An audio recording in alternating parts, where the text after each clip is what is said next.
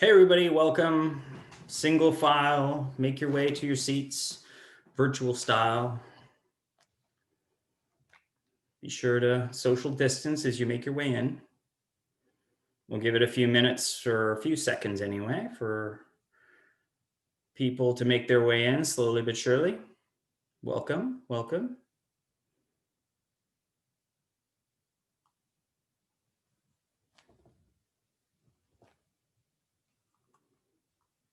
Gonna give it another 30 seconds or so before we kick this off.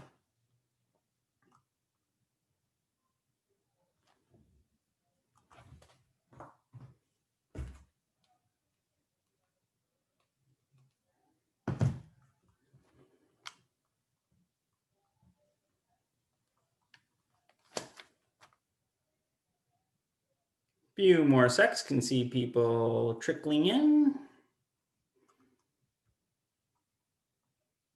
Chat is open if you want to say hello.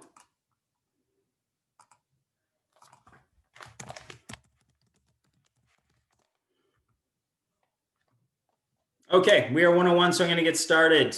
Welcome everybody to AccelerateOTT virtual style. Obviously, times have changed, and if you're like me and you are missing live events where you got to show up and see people and have that serendipity and high five and hug and get the energy from a room, you're not alone. So we've tried to keep the dream alive a little bit, as it were. With a virtual style AccelerateOTT, we're on 4 consecutive Thursdays. We're having different events where we bring some of the same things to the table in terms of amazing speakers, stories about founders, and some interaction as I see some people jumping in on the chat already. So at least there's some connections being made, and we're able to at least get a fraction of what we used to get at events like AccelerateOTT. Today, we're talking about the convergence of diversity and technology. These are two things we talk about a lot, but not often together. So if you were part of our event last Thursday with Claudia Rauter from Techstars talking about female founders and their path forward, and then also with our pitch event with SheBoot, where we actually saw $200,000 end up with 2 of our founders as part of SheBoot. That was a bit of it, but we often talk about diversity. We also often talk about fundraising. We don't always bring them together. And I think that it's, in particularly important at this time where there's a lot being done, a lot being spoken about diversifying the tech pipeline of founders and making it easier to have a more diverse mix within the tech ecosystem. But we have a lot of work to do. Despite all of that, and despite the fact that investment is absolutely still flowing, we're seeing huge quarters for VC investment across the globe. In Ottawa alone, from our companies in the last quarter, there were over $100 million raised in capital from our companies. So VC money is flowing strong, but it's not flowing necessarily in a diverse way. And I think we've seen some data come out where female founders are now even getting less in the last 6 months since COVID of their share of compared to where it was pre-COVID, which wasn't a great story at the time. So we're bringing these all together. I think it's going to be an amazing conversation that we're going to have, both in terms of the fireside chat to start and the panel afterwards. Before and actually touching on that, this week we're also on the investment side, thanks to Megan Maltby, who's now running our accelerator. She's actually put together over 67 meetings, I think, the last time I saw, of one-to-one meetings with 20 of our companies, with 12 different investors. Numbers have probably gone up since the last time I checked. So that's also been happening at the same time. So trying to create some more person-to-person connections on the investor side this week. But kicking it off, I want to thank some of our sponsors and partners. Obviously, these are mostly long-term partners that have been helping us through at AccelerateOTT for the many, many years that we've been doing it. With the federal government, we're talking about the Trade Commissioner and the Canadian Trade Accelerator. Nathan at Simple Story Videos. If you ever need a promo video, Nathan does amazing work. Check him out on their website and on YouTube. Some of our growth sponsors like David and Trevor over at Logan Katz, National Bank, Telfer, my alum, go GGs. Our next slide of sponsors. Some of you might have heard about this little e-commerce shop down the street, Shopify. You should check them out. They're doing pretty well, and I think they know no limits to the size of what they can do. And then also our launch sponsors, which know me at MGK Business Law, MNP, one of our new partners, really excited to bring on board, Women's Entrepreneurial Knowledge Hub, and then Carlton Ravens, respect to the Ravens as well. Before jumping into today's session, though, I did want to promote a couple of the next 2 week sessions. So these are 4 consecutive Thursdays. A week from today, we are having Ann Handley come in. She's the Chief Content Officer at Marketing Profs. For those who are in digital marketing, you probably know who Ann is. She is one of the preeminent experts on content marketing, storytelling. She is like the guru. And she's going to be coming in and sitting down with Donna Ronayne, our Scale Up Marketing Advisor, to talk about storytelling and content marketing in this day and age. In particular, sort of since COVID's come along, what's changed? What are best practices? It's an absolutely can't miss for a marketer. So be sure to show up for that. And afterwards, Donna's going to be hosting some of the companies that have graduated. We just announced 4 of them that graduated this week from our accelerator.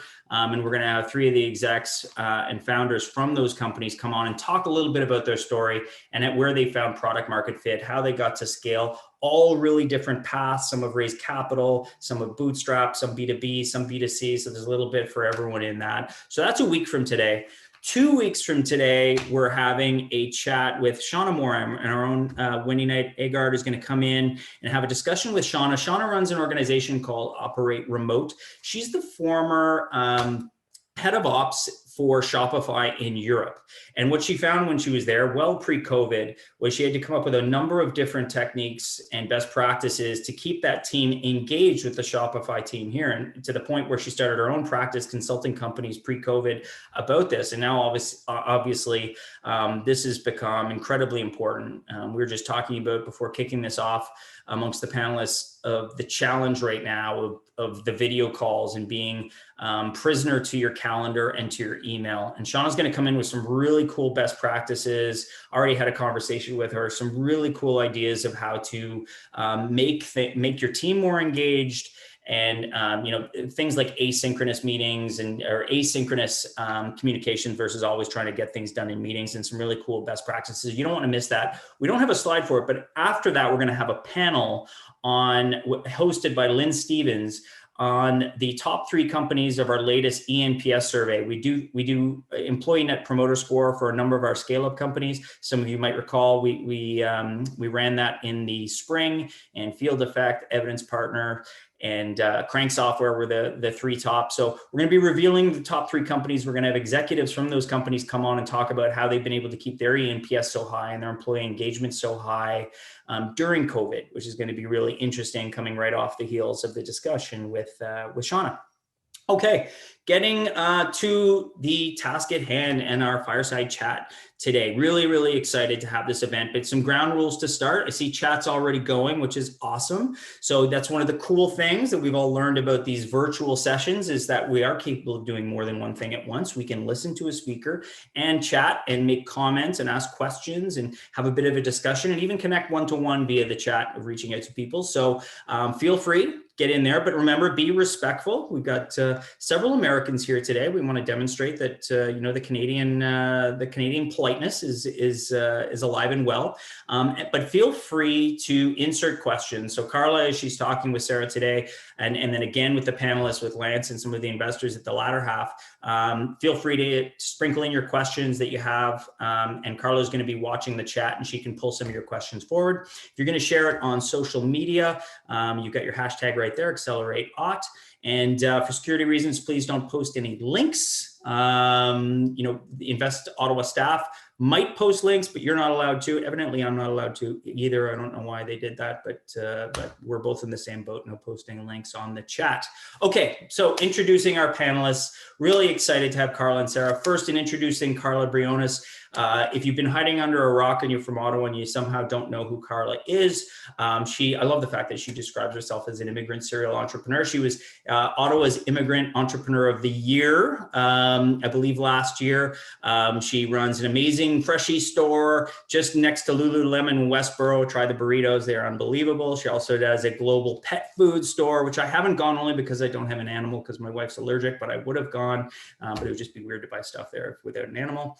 Carla, we're also blessed to have her as one of the advisors at Invest Ottawa. She runs a peer group with Invest Ottawa. She volunteers like crazy, and she kind of represents everything that's awesome about this city and about the world in general. So really pleased to have you, Carla. And she is joined by our guest of honor today, Sarah Kuntz, the managing director of Clio Capital. If you want to have some fun and look at what Sarah has been doing for the last 15 years. She's got some amazing experience and amazing background, sort of cut her teeth in the advertising industry, working with big brands like Red Bull and Apple and Chanel. So you've got an amazing mix. And then she became a tech startup, running her own tech startup, and then moving to Sequoia Capital. For those who haven't heard of Sequoia, they're one of the most preeminent VCs around the industry. And then 2.5 years ago, launching Clio Capital, which she's going to talk to you a little bit about today. And, she's already in that time, I think, done over 24, 25 investments based on the portfolio that I saw. She's also a contributing editor to Mary Claire. Both of these two, when you look at what they've done, it sort of makes me feel rather underwhelming. But amazing to have you here, Sarah. And I'm going to pass it over to you, Carla. Awesome. All right. Well, first of all, Sarah, as a proud Latina woman myself and an immigrant and an entrepreneur, it is such an honor to be able to get to know you a little bit better and to connect with you. So thank you so much for joining us here. Yeah, I'm so excited to be here. All right. So to kick this off a little bit, I want to start by getting to know 15-year-old Sarah, teenager Sarah. What were some key defining moments from your upbringing that make you who you are today? Yeah. It's funny, growing up, I'm from a small town in Michigan, like 3 hours from the Windsor border. So grew up going to Canada a lot, but, growing up, my parents did this thing, and I don't know where my dad, I think, got it from, but it probably was the most impactful thing that happened in my life. Where when I was around 12, 13, and my brother's a year and a half older, they said, hey, we're going to give you guys pretty big allowances, but you have to buy everything that's not your basic food, right? So obviously it's, you have food and toilet paper and whatever that's in the house, but you get to decide what you want to do with the rest of your money. So instead of getting $5 a week to spend on candy and then having to ask them every time I wanted to go see a movie or, buy, get my nails done or whatever, from age 13 on, I was getting, I think $30 a week, which for a small town in Michigan is a lot of money. And for my parents' finances was a lot of money, but it was up to me to decide how I wanted to spend that. And then it was also up to me to decide if I wanted to make more. And so really early on, I realized, oh, my best friend has this fancy shampoo. It's 5 times more expensive than the shampoo that my parents give us at home. So I can either spend that money or not, right? Or I'm going to the movies with my friends, I would advocate to go to the matinees instead of the Friday night movie because it was half as much money. And so, and then, on making money, I could iron my dad's shirts for $2 a shirt, which one is relatively expensive, and 2, I'm a terrible ironer. And then I could file, he runs an insurance company. I could, do his filing for him for $5 an hour or whatever. So really early on, I learned that money, especially I think as a woman, money is something, my mom stayed at home, which is way too hard of a job for me, but it's much different in terms of how you get paid. I just learned really early on, if I wanted something, I had to work for it. And if I worked hard, then I could kind of have whatever I wanted. And then they also would incentivize things like saving. And they'd say, if you save $50, then we'll give you another 25, right? And so all of those sort of early behaviors that as a kid, you're not really thinking finance, you're just thinking well, I want more candy, I want more whatever, how do I optimize that? And so it put me on this path, and then probably the other thing around that time that was very instrumental is I started subscribing to Vogue. So I'm in the middle of nowhere in the Midwest, and I was whatever, I want a cool magazine. And so those two things probably perfectly encapsulate where I am now as a venture capital investor and fashion magazine editor. That's amazing. So let's dig into a little bit into that. So you ended up graduating in advertising and then working, as Nick said, with some of the biggest brands, Chanel, I think it was Red Bull, Apple, so on and so forth. So how did you end up as a tech startup person? Take me through that journey. Yeah. So that's sort of another, all the paths I've gone down have strictly been me saying like, I need money right now. What do I do? And then like figuring out what I love from there. And so in college, I was at Michigan State University. And which I will say, when I was there, we won the hockey, like world, like college championships in America. So like I have the hockey DNA in my blood, although I'm a terrible ice skater. But I was at school and I was in a sorority and I wanted to hang out with my friends and I needed to study and whatever. I didn't want to go like work at the mall for like 20 hours a week to have spending money. Right. And so it was like, well, how do I get more money and work less? And it turned out that you could be a campus rep. Right. So as a campus rep, I started with Tag Body Spray and then Apple Computers and Red Bull and Ford and all of these big companies. And it got to the point where I would spend 5 hours a week in the student union. And I would just put up a table one afternoon and I would have on that table like all the different brands that I was repping. And then I would literally, was getting paid like whatever the hourly rate was times 5 to work 5 hours, right? So I was making like a few $1,000s a semester, which at a school where you could go to the local bar and get a $2 double and $5 like you were dead, that was like a lot of money. And so for me, it wasn't this sort of mastermind plan, right? People like to tell their stories as like, I woke up one day and realized I blah, blah, blah. No, I just needed money and I didn't want to miss my social life by like working as a waitress on the weekends. And so I went for the most like, sort of what is the easiest and best way to do that? And then in doing that, it turned out that I was good at it. And the harder I worked, it was interesting because the better I was at my jobs, the more jobs I would have. And then I kind of didn't have to work as hard because I had more jobs I could do at the same time. And so it taught me a lot about the value of like doing things, whatever you're doing, do it really well. And it's probably going to scale better than doing something like, I would have been a terrible waitress. I like once got fired from Old Navy because I was so bad at folding sweaters, right? So that wasn't the thing. And instead I found something that I could do really, really well and then really scale from there. Okay. And then, so then tell me how did Pro Day start? So it's a fitness application that you created. So how did you go from advertising into creating your own startup? And then tell me a little bit about the seed funding that you received. Yeah, so lots of steps in between. Graduated college, moved to New York, worked at Chanel. It was 2008, which was in America a terrible time to be selling luxury fragrances. So the financial crisis happened, and I ended up shifting to startups because one thing that probably we're all experiencing right now is when there are economic downturns, it actually can be a really great time to go work at startups because they don't have these like big existing cost structures to cut down on. So there's no layoffs to do because it's 3 people in a room. And so they're like, we need to hire a 4th person because we're doing the work of 10 people. So I ended up at a startup.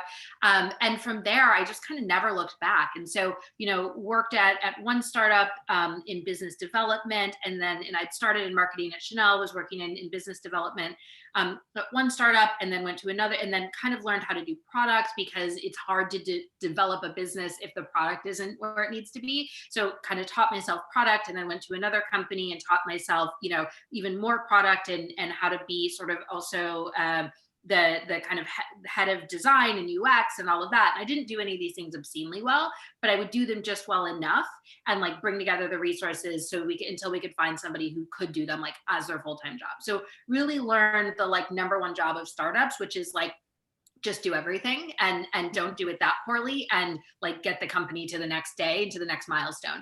And so did that at a few different companies and ended up at a West Coast company, although I was still living in New York, that was in Y Combinator. And so got, really connected to sort of the Silicon Valley startup scene. And then when that company ran out of money, I ended up at actually working for a Canadian venture capitalist. She was based in the US, but I'd gone to her looking for advice, and she's like, oh no, your company's like definitely going under. Sorry about that, but you seem smart. Do you want a job? And it was like, yeah, I really need a job. So that's how I ended up in venture. Again, sort of driven by like, yeah, I really need a job. And then from there, after working in venture, I was really, really wanted to start a company. And so I looked around at what I knew, what I was passionate about.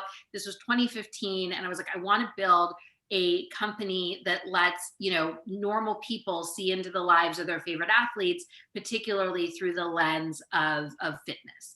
And so Pro Day, was a platform, an app. At one point we had a radio show and all these things. It was really focused on how do we help, how do we like bring people into their favorite athletes' lives and let them work out like them, see what they're, buying, shopping, like what they feel about things. This was 2015. So this was before our current president in the US had been elected. This was before there was a lot of, Colin Kaepernick, American football player, started kneeling at games around racial injustice. This was before all of that. And so when our tagline was, we don't stick to sports, right? Because that's the common thing with athletes, like just stick to sports. Nobody understood it. And everybody said, this doesn't make any sense. But we knew that there was something there. And so we really followed that instinct. And so, I ran that company for 3 years. We, raised over $500,000. The LA Dodgers, which is an American baseball team, invested. We had a lot of awesome, the CEO of FanDuel invested. We had a lot of great investors, but at the end of the day, raising $500,000 over 3 years just isn't a lot of money. And I ran into a problem that many women of color and many women and people of color in general face, which is, it's so much harder to raise money. So even when you have an interesting company, it sometimes just really, you're not going to be able to scale it because it's really hard to get that capital in. And why do you think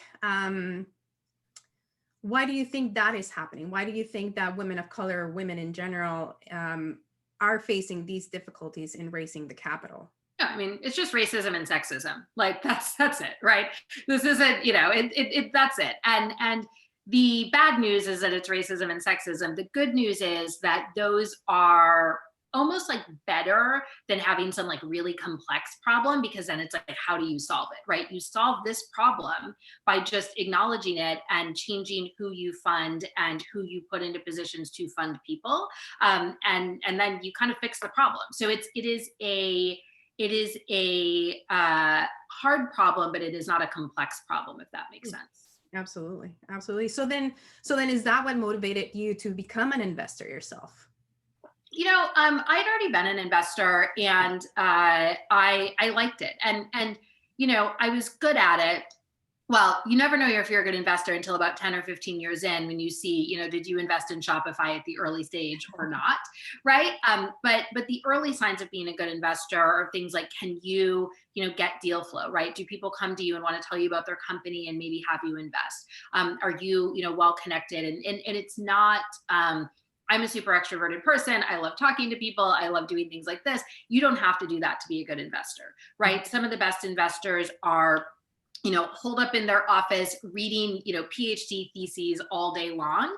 And that's fine. That works for them because that's where they're sourcing companies. And so, what makes me a good investor is some of those sort of extroversion things, but that's certainly not the only way to be a good investor. But for me, it was like this like deep curiosity about what the future is going to look like. What are people going to build for it? Who's going to build it? I have pretty good instincts around people. Is this a hardworking person? Is this an honest person? Like those types of things. So those were kind of the things that were driving, I think, me to say that I'm a good founder, right? I'm a good founder. I'm a good tech executive. I think I'm a better investor. And so for me, when I was winding down my company and thinking about what to do next, had a lot of opportunities on my plate. And I really decided I wanted to go back into investing. And to your point about the issues in our industry, it also felt important from that angle, because, when I left investing to start a company, I was super excited to start my company. But the reality is that me leaving venture investing meant that there was a drop of percentage points of Black women who were venture capital investors, right? We could probably lose we probably easily lose 1,000 white male VCs and not have a percentage drop in the, and so that's crazy. And so my ability to come back in and help them build felt really important. And I don't only invest in women, I don't only invest in people of color, but we know statistically that when you have a diverse investor, you're more likely to do diverse investments. And that's certainly been true for me.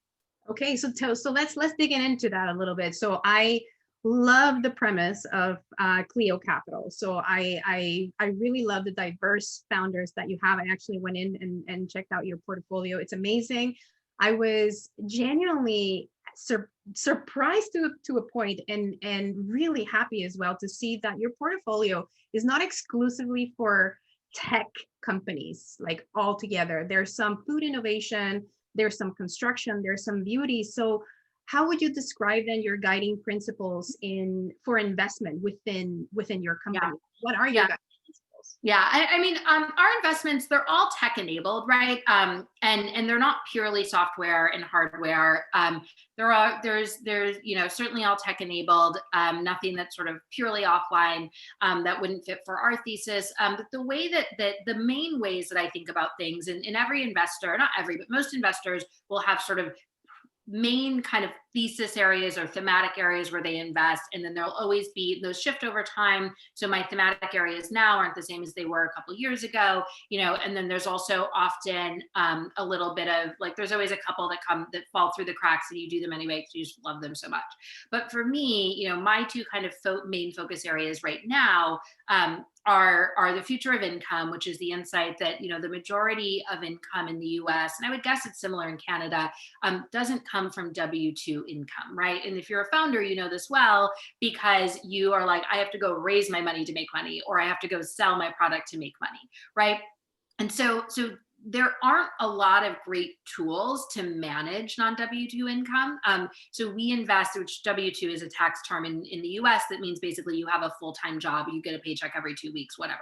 And so, the tools and platforms to manage those types of things, both on the back end from like an accounting standpoint, as well as the front end of, Uber, Etsy, eBay, Shopify, right? These are all companies that are like interesting because the next generations of them, right? The next kind of wave of them, it's going to help even more people be able to diversify their revenue and not have to have a regular job if that's not what they want to do. And then the other area that we invest in is complicated consumer. And that one is basically the insight, we do a little bit of direct consumer investing, your lipsticks, your face creams, whatever. I love that stuff. But the reality is that it's not that hard for most consumers to decide which pair of earrings they want to buy. What is really hard for most consumers is, what do you do if you are estate planning, if you're getting divorced, if you have, in the US, our government pays for nothing, don't come here, but like student loan debt or health insurance issues, or, how do you plan for retirement? What do you do if you get sued? What do you do if you get arrested? Those are things that we as consumers have to deal with. They're super complicated, but there's nobody to help us do it unless we can afford somebody who's going to charge us hundreds, if not thousands of dollars an hour to help us, right? And so platforms that help people on those like really like meaningful, important things in their lives is an area that like I personally am just super passionate about. That's amazing. So explain to us, you have a really cool system in scouting companies using your scouts. So can you explain that process, and can you explain what makes a good scout, and again, your guiding principle within your company, just to include more diversity within your portfolio? Yeah. So yeah, and I'll talk about scouting pretty broadly, just because what works for us as a really small fund is a little bit probably less useful or applicable for people, rather than understanding kind of how scouting works in general. So scout investing is a process where, Sequoia invented it. I was a scout at Sequoia. They invented it about 11, 12 years ago. And it's a process where, Facebook was taking off at this time, and they realized, oh my gosh, you don't have to come pitch an investor before you get started as a founder anymore. It used to be that investors knew every company that was starting because it cost $1 million just to get a website up and running, and nobody has that in their pockets. So they had to go pitch investors. As it got cheaper to start companies, right? Anybody can go on Shopify and start a new, basically for free, maybe $9 a month, you can start selling something, right? So VCs don't see these deals until they're way further along, which means that the deals are going to be more expensive to invest in. There's probably going to be more competition. So scout investing is taking that insight and saying, how do we get into deals really early? How do we know about really promising founders incredibly early when we don't have any visibility? And their solution for it, which I think is really smart, was basically to say, well, why don't we go out into our network and look at the founders that we've already invested in, look at the executives inside of those companies who are, actively out there helping their friends start companies. They're not kind of the average, like 50-year-old white dude who lives in a gated community that is a venture investor. They're everywhere around the country. Why don't we go give them a little bit of money to angel invest on our behalf? And then we'll see what they're investing in. We'll see trends. We'll see companies before they become a big thing. And so the most famous example of this being a success is a guy named Jason Calacanis, who's a relatively well-known angel investor in the US. He was a scout for Sequoia, and he invested in a little company called Uber. Right. And so, that's sort of what catapulted him. He was like a founder of a small company, whatever. That's really what catapulted him into this entire other stratosphere, because he made that investment, and he didn't have the money in his bank account, but Sequoia had lots of it in theirs. And so that's scout investing. And, for my fund, we have a very small scout program. Our scouts are all founders. A lot of funds have different programs, and they don't require them to be founders. That's just what works for us. But the whole insight is find people who have great networks, but who aren't personally liquid, who can't personally afford to angel invest, and give them the opportunity to angel invest, and they're going to find interesting companies that you might not have found otherwise. And so that's what we've done, and that's what all scout programs do. And for a long time, scout programs weren't super diverse. There's a lot of funds. Sequoia's has always been pretty diverse. There are a lot of other funds that had like 0 women scouts, and all their scouts were just sort of white dudes, right? And it's like, that's not the world we live in. That started to change over the past couple of years, particularly this year. And we're also seeing scout programs pop up in more locations than just Silicon Valley. So people are starting to have them at funds in New York and LA. I'm not sure if any Canadian funds have them, but I will say, it's certainly something that funds should think about, because it's a great way to sort of groom the next generation of investors and help sort of pollinate the next generation of talent. And to your point, when the scouts are diverse, the companies they invest in tend to be very diverse as well. So, okay, so based on that scout, principle that you're using, tell me about one of your companies that you've invested. I know it's probably hard to pick and choose your favorite one, because it's like a mother trying to choose from their favorite kids, I guess. But so tell me about a company that you have in your portfolio that you are particularly proud of, and why. So I love all my companies, but one company, I'm trying to think too of like which, because a lot of mine are hyper specific to the US. I'm trying to think of a company. Oh, Xero is a great company. So Xero is very much in the complicated consumer space. It is the first zero waste grocery store that's online. And so, right now you order from, whatever your online grocery store is, and you just get like so much packaging, so much plastic. You go to the store, you get so much plastic. Like, why do grapes need to be wrapped in plastic? Why do bananas need to be wrapped in plastic? They literally already have packaging that's like naturally compostable, right? So what Xero does is they have some really cool supply chain innovations where they're able to get your favorite, snacks like Banza pasta or Pirate's Booty, and they repackage them instead of in like the cardboard, which is still paper and often has plastic on it and can't be recycled. They package it, in just reusable kind of glass jars. And so then with that, you go online, you order from them. It's the same prices or a little bit lower. It's delivered the next day. It's free. You pay a $25 a month fee, whatever, for delivery. And then, you're actually getting the same groceries, but it's far more sustainable. And so that's a company that's just been really, really exciting to see grow. The founder is an awesome Black woman from the UK who'd relocated to the US. And, it's just an exciting company to say, hey, if you want to be sustainable on your own, it's really hard, right? But if your groceries are just the same groceries you always order, but they're just 100% sustainable now, like, why not? And so, when I'm using them for grocery shopping, it's funny because, like, I don't throw anything away. Like, I literally have to take out my trash like maybe twice like a month. Oh, wow. Right. As opposed to normal when there's just like so much packaging. And so it's stuff that I'm not a huge environmentalist, like, obviously, like, stop global warming, whatever, but like, I'm not this like perfect person who can figure out how to source all of this stuff. But if you make it just as easy as, going into any other grocery store, will I do it? Of course. And so that's sort of the core of what we love to see, which is this is a really lucrative business and it's at scale. It's really good for the world. And, it's being run by an awesome woman of color. That's amazing.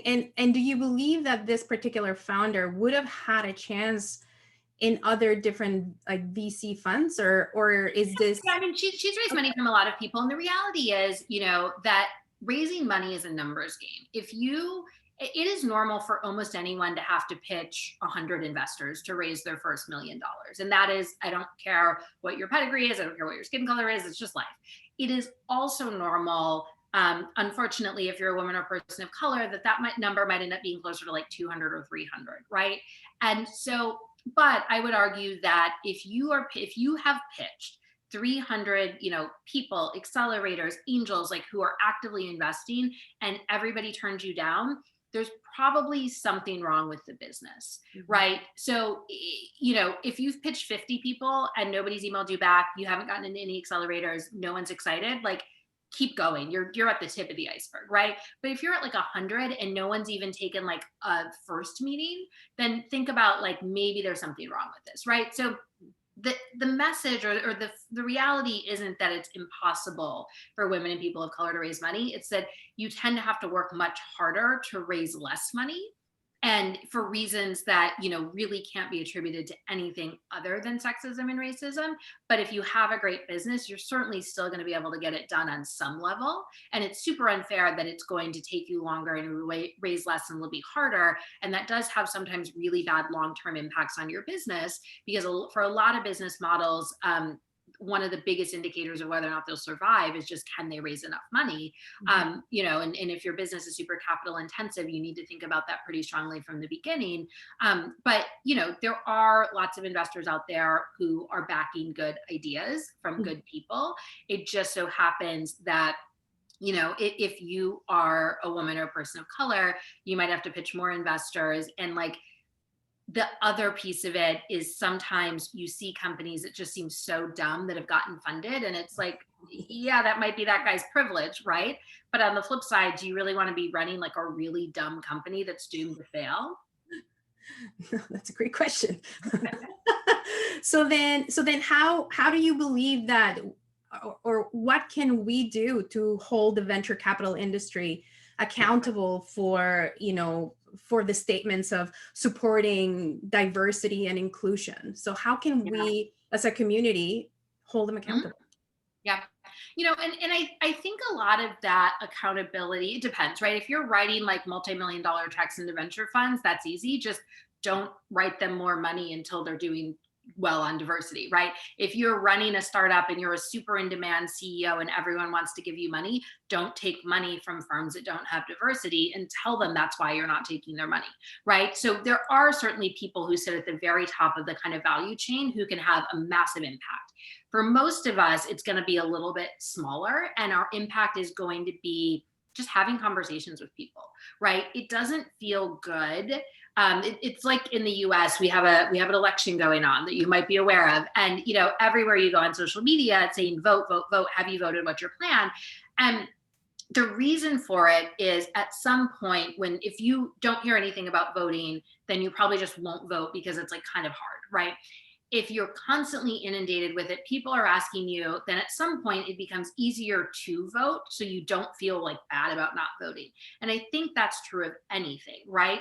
And so when you are, you know, talking to somebody, if you feel like you have no leverage, like, oh, I'm just a little founder, I haven't even raised money yet. When you come to things like this, right, drop in the chat or drop in the Q&A, hey, I would love to know, you know, literally use the Q&A function, anonymously ask, I would love to know, you know, if your team has diverse investors and how you think about supporting diversity. I don't know very many investor teams that have no diversity that want to get that question every time they give a talk. Right? Like over time, you're like, I'm really sick of failing this question, right? And when you ask those questions and you're not saying anything bad or good, like people ask me that question and I'm super excited to talk about it, right? But when people constantly ask you that question, you know, like, it's like the pressure to get married. You know, if your parents are always, and your grandparents like, oh, when are you getting married? When are you getting married? You're like, oh my God, I feel like I have to get married, right? Like that's a really dumb reason to get married, but we all understand that. Peer pressure is real. So go apply peer pressure to these investors. If you have a friend who started a company, you know, all the time people will tell me about their company. And the first thing I say back to them is, seems like a lot of white dudes. I'm just reporting the news. I'm literally just telling them what I'm seeing on their team page, right? And if they don't like that, if they're hearing that enough and they don't like that, they will probably change that. And so I think the one thing we can all do is just report the news. Right? Sorry, being the squeaky wheel. Yeah, exactly. Be the squeaky wheel, like say, call it as you see it and just ask questions. And if people eventually feel like it is a problem to have the answer they have to that question, they will probably change their company so they can change their answer. That's amazing. That's great advice. So switching gears a little bit, we know that that minority founders and diverse founders are having a really hard time right now during COVID and getting funding, and they're the ones that are probably more affected by this, and including women entrepreneurs. So I know that you launched something really cool back in, I think it was March or April. Tell me about, and I don't know if I'm going to be pronouncing this right, Chrysalis? Yeah. Yeah. So tell me a little bit about that, because I thought that was Chrysalis, for anyone who remembers their kind of like fourth grade science class, is when a caterpillar is like caterpillaring along, and then all of a sudden it literally turns into an entire pile of goo. Think like the worst hangover in the world, right? And then like weeks later, God knows what a caterpillar is thinking, but I would be really freaked out if this happened to me. And then weeks later, it becomes a butterfly, right? And I'm not here to caterpillar shame, but I think most of us would prefer to be a butterfly versus a caterpillar. And so the thought behind Chrysalis, that's the name, right? The thought behind Chrysalis was sort of that same thing where, you know, it was, earlier this year, which was 1,000 COVID years ago, and there were all these layoffs in tech. And we were seeing in 1 month, I think it was in May, there were 35,000 tech jobs lost. And that's crazy overnight. And I'm like, oh my God, you know, and some of these big investors were saying, you know, it's time to build. And you're like, okay, how do I do it? And they're like, I don't know, I'm on my yacht, but like, it's definitely time to build. And I was like, this is like, I don't have a yacht. I don't have very much money. I have a very small fund, but I do know how to build. And if it's time to build, and we know that historically the best companies are started during downturns, right? Uber was started in 2010, which was not a good year, right? Coming out of the recession, or still in the recession. And we see this historically that that's what happens. So I said, I don't have money to give these people. I can't give them new jobs. There are no new jobs right now, but I can create a space for them and help them understand what does it look like to go from being a startup employee to a founder. And so, you know, I brought them together. TechCrunch wrote a great article. We had hundreds and hundreds of applicants. We had over 100 people who joined the program, literally everything from CFOs of publicly traded companies, you know, to PhDs and rocket scientists, to everything in between. From all over the world. We had people, I think we had a couple of people from Canada, we had people from Israel, we had people, you know, all over the world, primarily in the US. And we came together for 6 weeks in a Slack channel. And, you know, we basically said, let's figure out how to build something.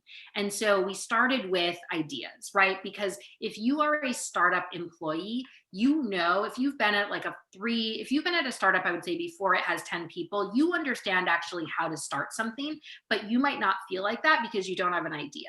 And what any experienced startup person will tell you is ideas are the absolute cheapest thing in the world. They are free and they are the least valuable part of building your company. But people who have ideas tend to disproportionately be the ones who start companies, even though the people who are maybe better executors are better suited to build companies. So what we did was say, let's teach people how to think about ideas. Let's teach people how to come up with ideas, which is just a brute force activity of starting to understand the world around you and like come up with a bunch of ideas. And so we'd make them every day, come into the Slack channel and put in 5 ideas. And they could be like the weirdest ideas, totally unrelated to tech. They could be anything. But once you start using that idea muscle, right, then you get better at ideas. And then we started talking about what makes a good idea, what's something that's scalable, what's something that's venture backable, what's something that you have expertise in. And we started taking them through that process. And then from there, you know, we started doing design sprints based on the Google design sprint model of here's how to quickly validate an idea. So you have an idea that doesn't seem bad, right? It seems like it could work on the back of a napkin. Let's like start to validate it and see what happens. So we did that. And then from there, you know, they kind of formed teams and started building. And so of this group of people, all of whom on March 1st had no idea that they were going to be doing anything this year other than working at their startup job, by the end of the program, the beginning of July, you know, we had 20 projects that had started. We had 10 companies that are still going. We have people who've gotten to accelerators, they're raising money, they've launched, they're making revenue. And all it took was us saying like, yeah, this is the part where you turn into total goo, but like stick with us and like you might come out a butterfly. That's amazing. And I love to know what percentage of those companies that are still out there are female owned or are minority owned. Our teams were super diverse, and we really pushed that as like, look, diverse teams perform better. You know, if this is building companies hard, why wouldn't you set yourself up for success? And so, you know, I think there's only one team that I can think of that has multiple co-founders and no female co-founder. So, you know, and there's some solo founders, and if you're a solo founder and you're a guy, then you're a solo founder and you're a guy, right? But there's literally only one team that we had that had more than one founder, and none of the founders were women. And so, you know, that's great. That's amazing. And are you planning to run, because I know that this came to an end in the summer, and are you planning to run this again?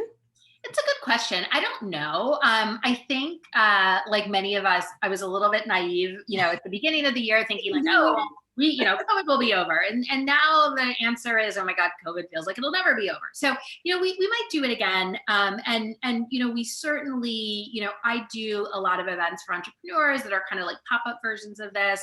And it's something that we've really, really liked doing. And so, you know, we might do it again. And if we do, we'll definitely make sure that, you know, applications are open and people can find out about it and apply.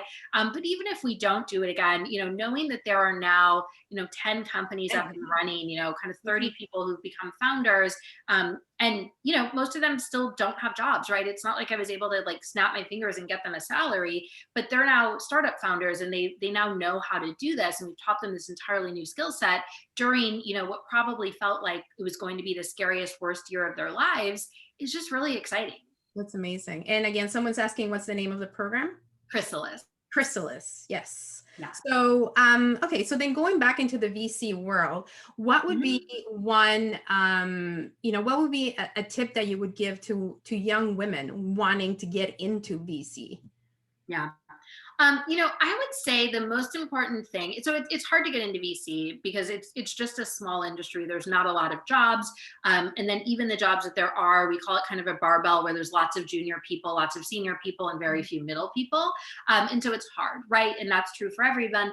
That being said, you know, the biggest mistake, I'll frame it this way. The biggest mistake I think people make is every day, literally of the year, I get an email from someone or an outreach from someone. And it's like this super long email, like telling me their life story, being like, will you give me ideas for getting into venture capital? And I'm like, venture capital is a services business, right? Like you are going into this job to help entrepreneurs and you have to be super resourceful. I have probably, you could spend at least 100 hours listening to, reading, watching me talk about this stuff. right? Google.com, Sarah Kunst, not that hard. So if you come to me and you're asking me to like recreate this talk that we're doing right now on command for only you, like, what are you doing, right? This is not a good use of your time because the information's already out there. It's not a good use of my time because the information's already out there. And like now, instead of you just being a faceless, nameless human in the world, you're somebody who's in my inbox, like showing me that like you're not particularly scrappy or, and also I've said this so many times at this point, it's like, you don't listen well, right? Like you went to the trouble to find my email, but you didn't bother to like listen to anything I've ever said where I said specifically, don't do this thing. So that's the thing I see that I think is like the wrong way to go about it. The right way to go about getting into venture is one, like have a reason to be there, right? So if you've already worked, most people come from either something kind of financy, like econ background, whatever, or something kind of startup-y, right? So whichever side you're coming from, just get really smart about the industry. This is not an industry that's behind closed doors, right? It's like the opposite of hedge funds where you might invest in a hedge fund and not even know what they invest in. This is an industry where we literally are saying, hey, follow us on Twitter, read our Substacks, read our Mediums, listen to us on videos, podcasts, whatever.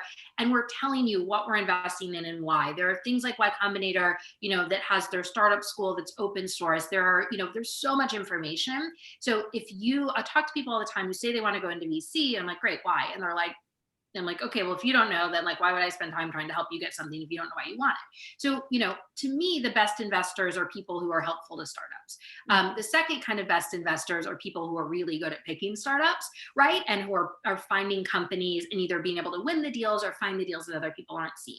And so whatever piece of that resonates with you, go get really good at that. People who say, well, I made a thesis, like, I don't care, right? Because you don't know if your thesis is right. I don't know if your thesis is right. I'm certainly not going to give you money to figure it out. If you come to me and say, hey, Sarah, I, have been a part of Invest Ottawa for 5 years, and I, spend a bunch of time mentoring, CTOs who aren't co-founders or engineering managers. And here's a list of 20 engineering managers that I think are uniquely well suited to go start companies. I'm trying to think of a way to sort of help them get started. Will I like respond to that email and spend time with you, like helping you brainstorm? Yeah. Right. So if you come to me and say, hey, Sarah, here's a really interesting company, and they're raising right now, and I heard you say XYZ, and I thought you might find it interesting. Let me know if you want an intro. Here's the deck, right? At very least, I'll respond back to you and say, oh, it's sure, yes, please intro me, or no, right? So do something more than just say, I want to be a VC. When people tell me I want to be a VC, I look them in the eye and I tell them very sincerely, I want a pony. And I can imagine your straight face, just telling them that. And no one has yet to give me a pony. So. Oh, that's hilarious. Do we have any questions from the audience? I just want to bring in the audience into this part of the conversation. While we get some questions in here, any advice that you would give to a female founder or a minority founder that wants to get some VC investment?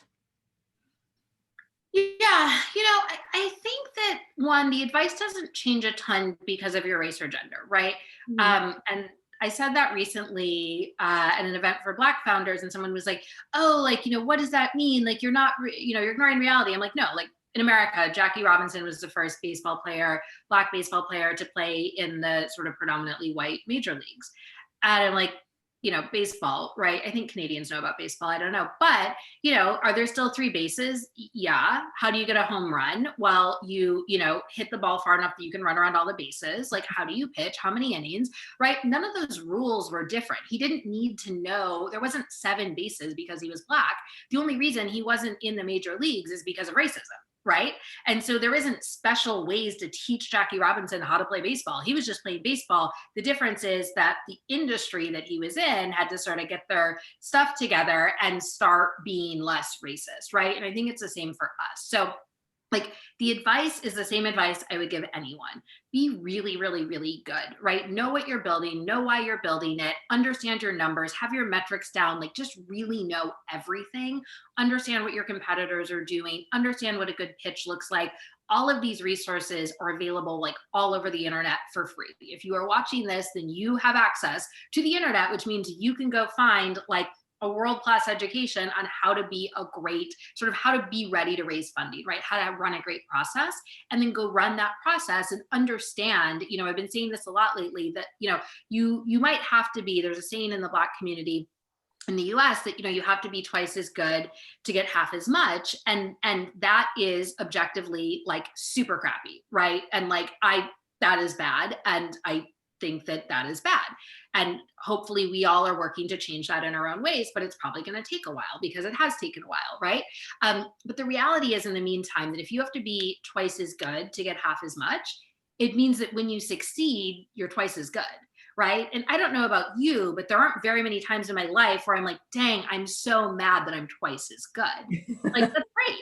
Right? So, will you have to be excellent? Yes. Should you want to be excellent? Yeah. That's awesome. That's amazing. I have a question here. So the question is, what advice would you give for high school students who are currently involved in service clubs in a leadership role for what? For executive to fundraise? I think that one, I'm really leery of child prodigies. And what I mean by that, so if what you're saying is, hey, I'm in high school, I kind of want to start a company. Can I go raise money now for my company?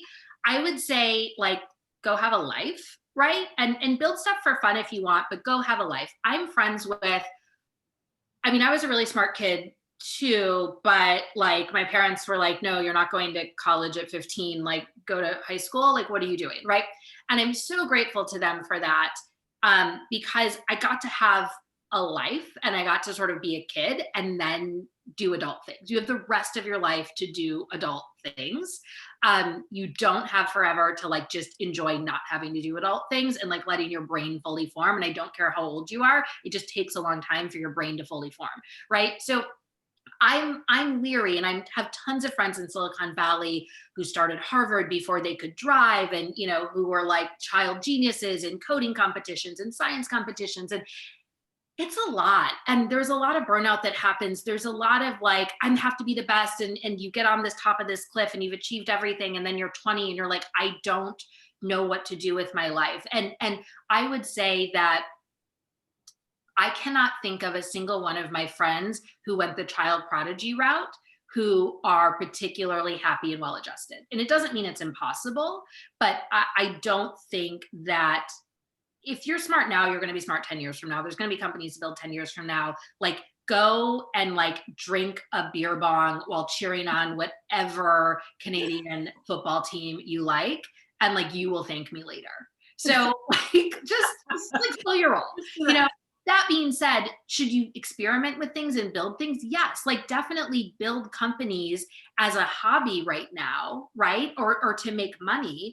But, don't think that you need to go drop out of college and become the next Mark Zuckerberg, because like Mark Zuckerberg is really, really, really rich. And if you read the news, I doubt he's that happy. Yeah, I agree. So with that, as a VC investor, and particularly someone who really champions women in diverse groups, how do you support them in finding that balance as founders and as part of your portfolio, but also realizing that they probably have a family? That's why I think you should wait until you're ready. It's a little bit maybe like having kids, right? Like if you say, I don't have kids, so I'm making this up, but if you say to a parent, like if a parent says to you, I need a little bit more parent life balance. I think I'm only going to parent my kids like 6 hours a day. They'll figure it out. Like, no. You have 18 years of hard labor, right?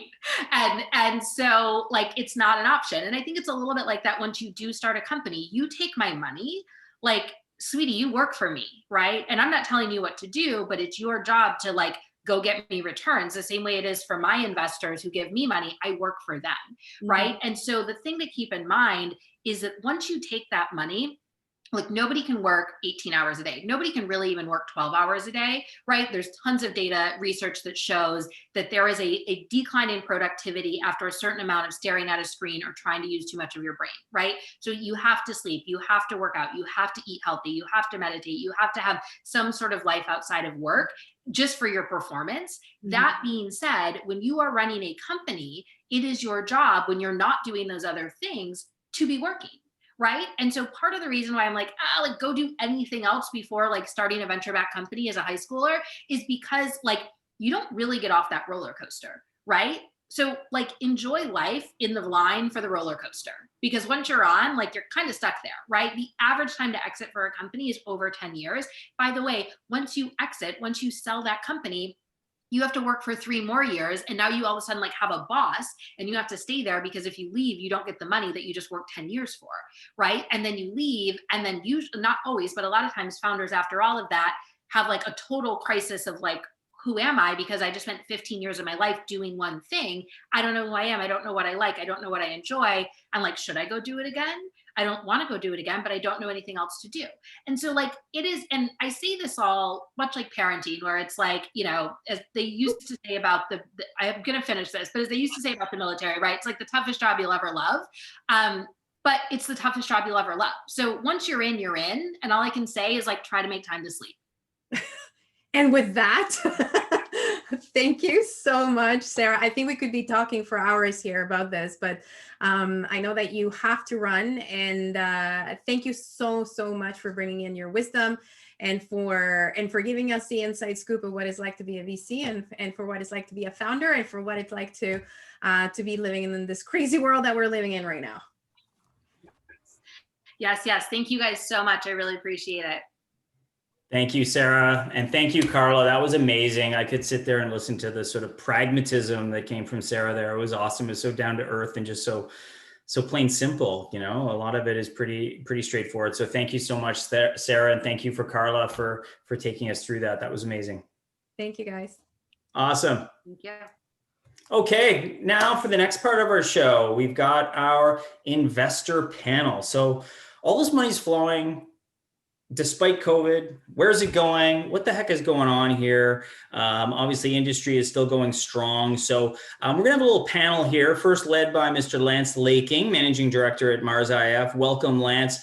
For those that don't know, Lance has been a longtime member of the Mars IF, but he is an Ottawa boy, former CEO of BTI Photonics, and before that, Huber Sooner Canada. If you ever have a question about the Royal York Hotel, Lance has probably spent a couple of years there, going back and forth over the last couple of years. So welcome, Lance.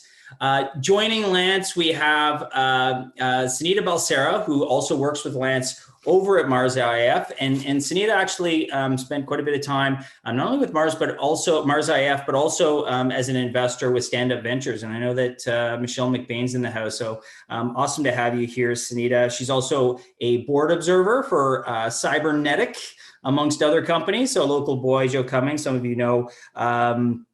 No Joe. She also previously with the Herjavec Group. So Robert Herjavec, both a dragon and a shark in his day, and sits on the board at GTAN. For those that don't know, Mars IF, tons of investment in Ontario and in Ottawa as well. Not only with Cybernetic, you're talking about Brocrete, Bembria, Farm Lead, Raven, Rockport, Spoonity, Wellbe, UI. So huge investment interest here in the Ottawa area. So welcome, Sunita. Next, Mr. David Dufresne, partner at Panache Ventures. Last time you might have seen David. You saw him alongside Lance with a very large check.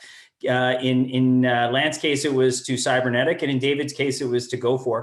I don't know whether every time they do investments, they do big checks like that. It doesn't seem to, that wouldn't make sense, but it was pretty cool, and it was fun to have you as part of AccelerateOTT, which seems like many years ago, was really only about a year and a half, but welcome, David. David, a partner at Panache, not only an investor in Go4, but also locally Redoc, Masterpiece VR, and David, in addition to what he does at Panache, is also a mentor with Founder Fuel and with Techstars, and a long history both as a executive with growth companies, but also as an investor. So welcome back, David.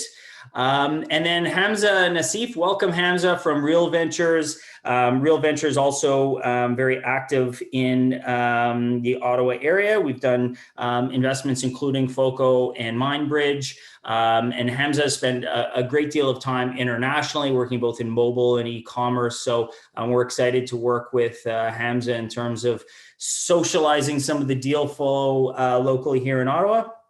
And then we also have Alexandra Sukin, bringing up from the US from Bessemer Ventures. If you don't know Bessemer, they are one of the, again, preeminent investment firms, VCs, very well known. Alexandra, before joining Bessemer, was with Stripes Group, who is the private equity group. She hails out of New York. I don't know whether she's in New York City or back in New York, or whether she's still in Ohio. In this virtual world, it really doesn't matter where you're shooting from. Obviously, we can see I think that's the Golden Gate Bridge in her background, but it's probably not the real one. I got fooled on the first couple of things that I saw in the background, but not this time. So welcome, Alexandra. Really pleased to have you join us.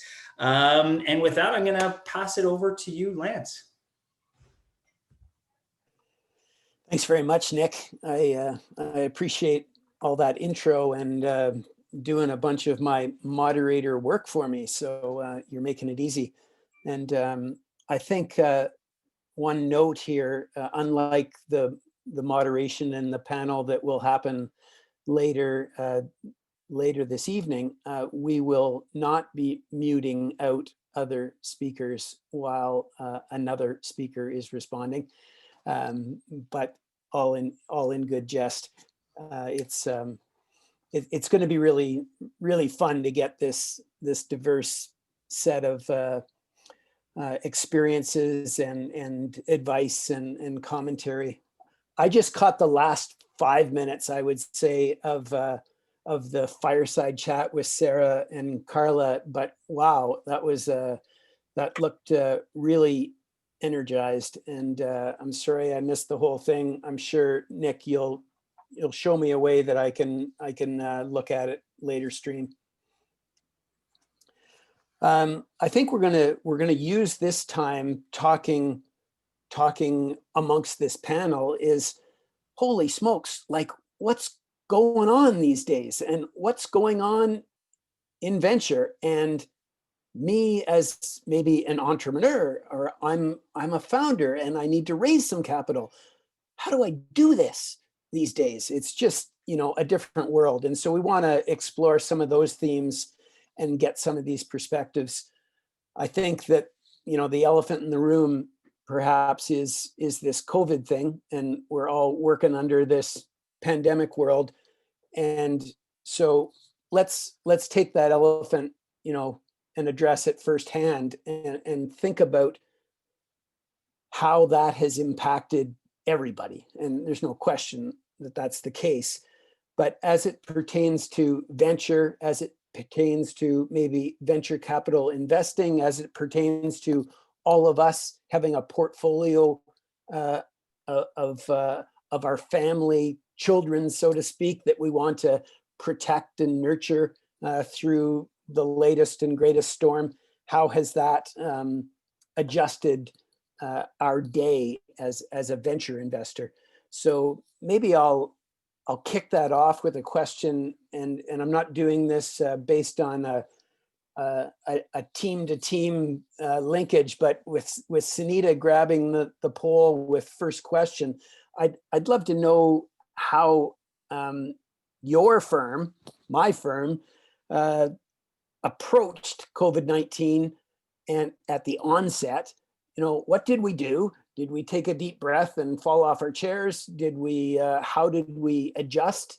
And what did we look at? And how have we sort of set it at the onset? And then how have we evolved to present day?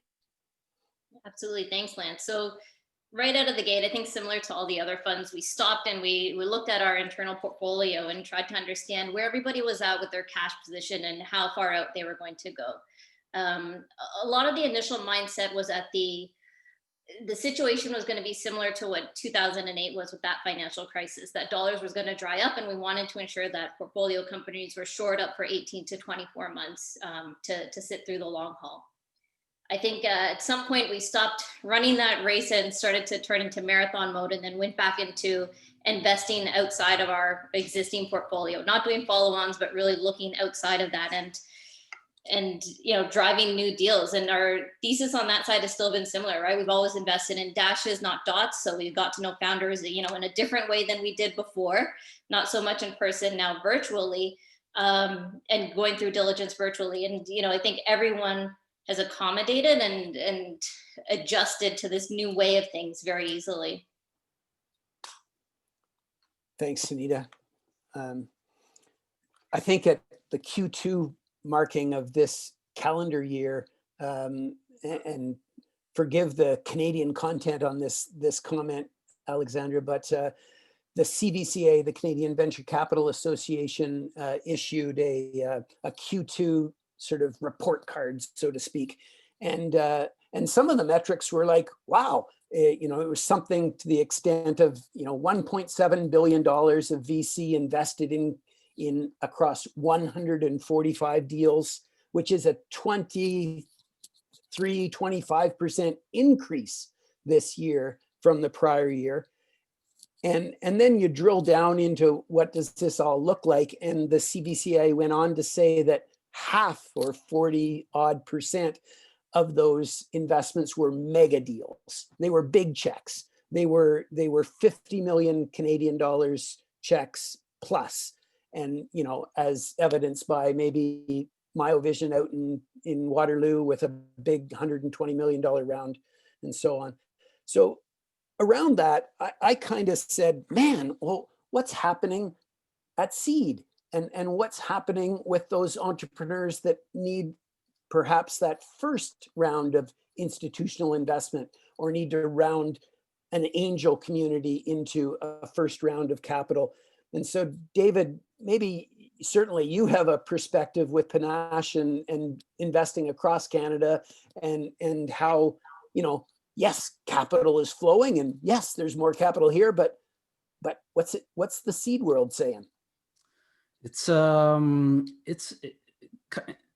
We also took like a break when everything went down, and triaged our portfolio, and red flagged the ones that were working with less than 6 months of runway, and after it came back to normal right after. I think right now in Canada, there's it really depends on what ecosystem you're in. Toronto has a lot more active seed and pre-seed funds, probably more angels, more US investors looking at Toronto and Waterloo. So it's more competitive, a lot more deals getting done. The rest of Canada, I think, is less competitive. Things go slower. There are less, funds writing checks. So there's a bit of imbalance there. I also think something I've noticed is that there's a premium paid right now for existing relationships. So founders that are repeat founders that have had exits, or like founders who were employees number 3 and 4 at a company that scaled. Like, I think a lot of money is getting funneled towards those companies, and all of it is anecdotal. I don't have any hard data, but I think it's harder for first-time founders to get the attention of investors if they've never met them in person. We are now, we've closed the deals that we had started working on pre-lockdown, and now we're starting to see closings and companies where we've never ever met them in person. Yeah. So there's still a lot of activity, a lot more in Toronto than the rest of the country. But things aren't as bad as we thought, although everyone is kind of holding their breath to see what's going to happen in the next few months. Sure. No, that's great. And we're going to explore that process of the search and seizure of capital in a little bit later in this discussion, but still sticking on sort of a COVID perspective and what's the new reality. I kind of hate that saying, but I guess it is real. But Alexandra, from the perspective of the new normal and COVID, how have you either changed or modified Bessemer's approach in terms of how are intros coming in? How are you sourcing deals? Has your focus changed as a result of this COVID pandemic? Yeah, I think, one thing we've noticed at Bessemer is that as things have moved online and we've enabled sort of more fluid connection with entrepreneurs, that markets have actually gotten way more efficient. And so in areas where there's been, increasing acceleration, we've seen an intense amount of capital and competition. And as a result, this almost insane increase in price for what we would see as companies that sort of sit at this, point where COVID, accelerated a pre-existing trend.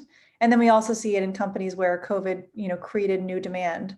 And so for us, that's meant that we need to, sort of take a deep breath. The market is a little bit crazy, and focus on, what I think we're especially good at Bessemer, which is identifying exceptional entrepreneurs, building in spaces we think have massive potential addressable markets, identifying them early, investing, a reasonable amount of capital, at what we think are good prices. And we like to invest in companies that, we think we've discovered in some way that, maybe might not be the hottest company on the market, but we think we've uncovered something interesting about the entrepreneur, maybe a comparative advantage, or the market broadly. And so I think, we haven't shifted tack so much as we sort of leveraged how efficient the market has become to reach entrepreneurs we wouldn't normally have engaged with.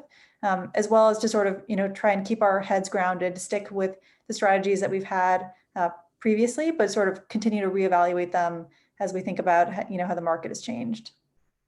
Cool. Yeah, no, thanks.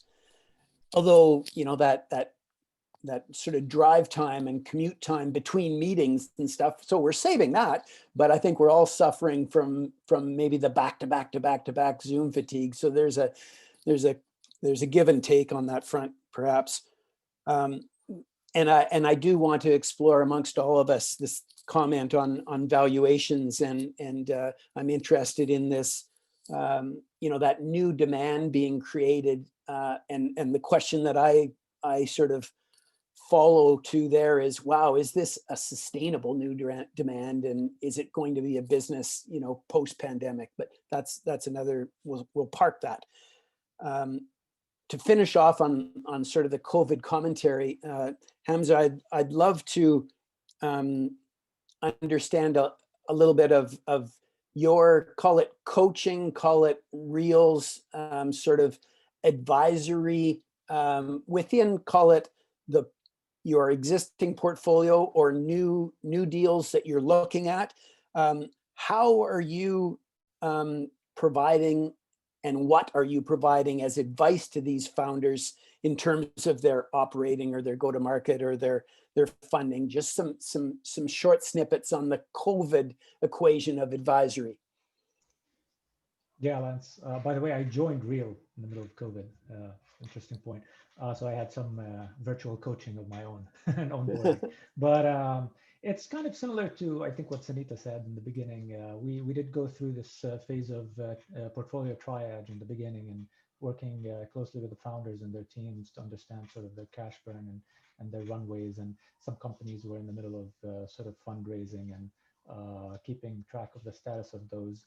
Obviously, everything has been run virtually over the last few months, including the 3 accelerators that are affiliated with us, the 2 Techstars accelerators in Montreal and Toronto, and Founder Fuel in Montreal. But it's been much of the same, I think, and I think virtual has been efficient. This is like what people are figuring out, and it has its pluses and minuses. And one of the minuses is you end up doing more meetings and you get sort of fatigued. But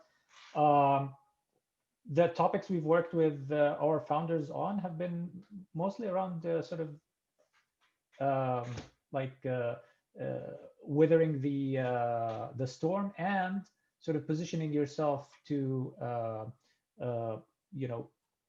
leave the crisis period better positioned for the future. And actually, in that regard, it was a bit of coaching from us and also a bit of learning from the founders. We had some really interesting sort of case studies in our portfolio, and some interesting learnings that we've shared within the portfolio in in domains like enterprise sales in COVID, throughout the COVID like crisis, and how to respond to the crisis and what changes you can do and what experiments you can run. And we've shared a lot of stories with both our investors, our founders, from within the portfolio itself. And so it's been an interesting period of time, I think, and with markedly increasing sort of exchanges between investor and portfolio company and within the portfolio. Yeah, yeah, that's interesting. I love that roster and community of founders within the portfolio is a source of coaching and intelligence and lesson learned, and certainly want to leverage that. Gonna switch gears a little bit here in terms of our discussions amongst panel, and so we've kind of looked at COVID here, and maybe the next adjunct that I'm going to talk about is that great cooperation and partnership with Canada and the US, and that long-standing history of collaboration and cooperation as opposed to co-opetition, perhaps. And hey, Alexandra, I won't ignore the fact that, man, it's still a 30% discount for those funny looking US dollars to come up here north of the border and deploy capital. And is that a bargain? And wow, let's start playing in Canada because there's good deals here. But love to get a little bit of your perspective, Alexandra, and perhaps you can even use a local Ottawa representative example in Rewind and Mike Potter's venture and so on, and talk about that. How was that intro facilitated in this current pandemic? How did you accomplish the due diligence? How did you build that sort of relationship trust factor when that face-to-face engagement wasn't possible? And you don't have to use Rewind as an example and as a poster child, but perhaps you can reference to that, Alexandra. Yeah, I'm happy to. So, as you're probably familiar, Bessemer is an investor in the Series A of Shopify, and we still have a representative from Bessemer on the board, and we're very close to the company, and I think really happy with its impact on the Canadian ecosystem. Obviously, Toby is an incredible leader. And so, I think that's been, sort of part of our impetus for our involvement in Canadian software companies. And we think beyond Shopify, there are, a whole host of really interesting up and coming software companies in Canada. And the way that we met Mike and his team at Rewind is that, we were keeping a close eye on companies that were building on top of the Shopify platform. And we noticed that Rewind was one of the fastest growing companies on the platform. And we've been sort of thinking about the backup space. We've had an ongoing roadmap in the SMB software space. We're one of the first cloud software investors to get excited about it as its own software category. And so, we invited Mike to a conversation, and we're blown away by his and one of his partners, his CFO Alaman's understanding of the space.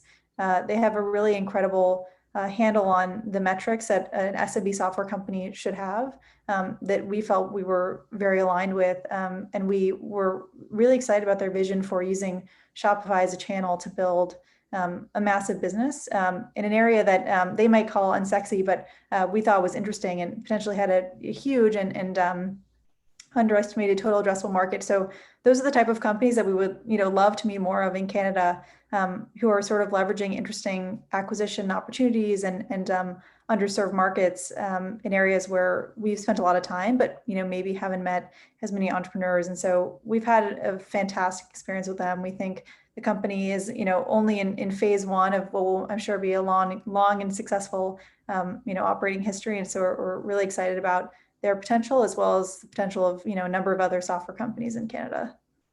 Yeah, that's great, and that's the power of syndication and co-investment horsepower that Panache, Real, Mars IF, we can bring that to folks like Bessemer and beyond. That's really neat. And yeah, Rewind is maybe it's an unsexy business perhaps, but they sure figured out how to get folks to swipe the credit card and to willingly pay for stuff. And maybe it's a paranoia and a risk avoidance and an insurance value prop, but it's definitely been a lifesaver for a bunch of companies. So that's a great example with Rewind.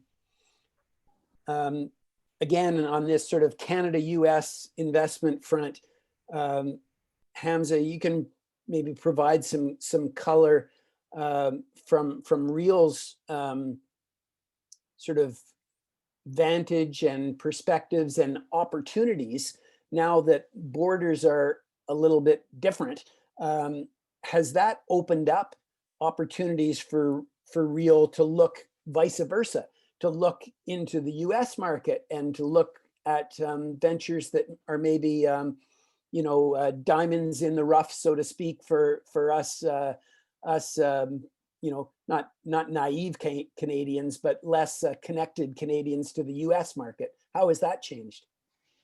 Well, I think, Lance, one thing that has, I think is been noticeable is that there's been increased interest from later stage investors. It may be just facilitated by the ease of virtual connections, but we've definitely had a lot of inbound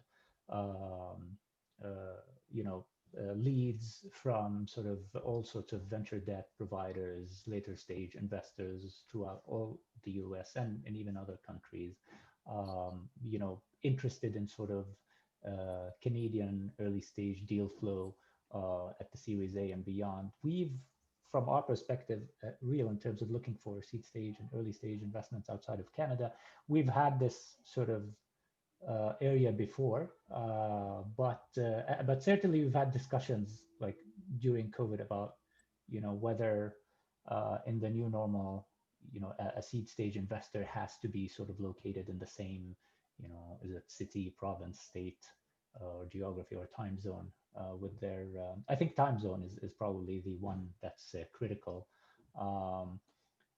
but I mean in terms of doing new deals throughout the last 6 months, for us at Real, I think the pace has slowed from where it was before. In follow-ons and in maybe like Orbit at the pre-seed level, I think it's been steady. It's an area that we've discussed, but I mean, I don't think there have been any significant changes. We continue to be very Canadian focused. We believe in the Canada early stage, seed stage story. That's what Real Ventures is there Right. for, and it's been there for, and I think that's what it's going to continue to be. We'll always have a carve out for international investments, but I think the bulk will continue to be Canada. And as you just said, like international, there's more interest now coming into Canada than there is out of Canada in early stage. Yeah, that's great. I think at least all three of us in Real and Panache and Mars IAF, we have that little bit of a wave the Canadian flag and rah, keep it Canadian, but at the same time that inbound syndication horsepower is great. Sort of related again to that leverage or syndication opportunity. Sunita, maybe you can talk a little bit about from a founder or an entrepreneur's perspective when they are looking to build their family of investors. Do you see it easier for founders now to pursue US investor opportunities, or what advice would you have there? And so getting on a Zoom call with somebody in Toronto versus somebody in New York, it's the same travel time. I think the challenge becomes getting in and connected to the right person. And still, as long as you can connect with the right person, makes loads of sense. I think it's also important for founders to recognize the value add that all of their investors are bringing in. And there is value in having some connection to local investors that can help you navigate all the variety, the COVID relief-esque programs that came out in this geography so super quickly. And, as the IAF team, one of the things we implemented very quickly was like a daily huddle. And it was, a bit of the cooler talk, but it was also to exchange notes on like who knows what about the programs. And that strengthened all of our knowledge that allowed us to support all of our founders as well. We are, as the Canadian investors, very proud of our Canadian companies and want to do all that we can to support them in this geography. But, eventually we do hope that they fly beyond the nest, right, and grow outside of just the Canadian ecosystem, and having the right investors in the US that can help support them get access to the right customers, capital, and talent downstream is also very powerful. Yeah, that's good. And Alexandra, you'd mentioned, on a COVID front, the term valuations, and talked a little bit about valuations. And so question to you, David, around valuations, have they changed much? Is there now a COVID valuation discount?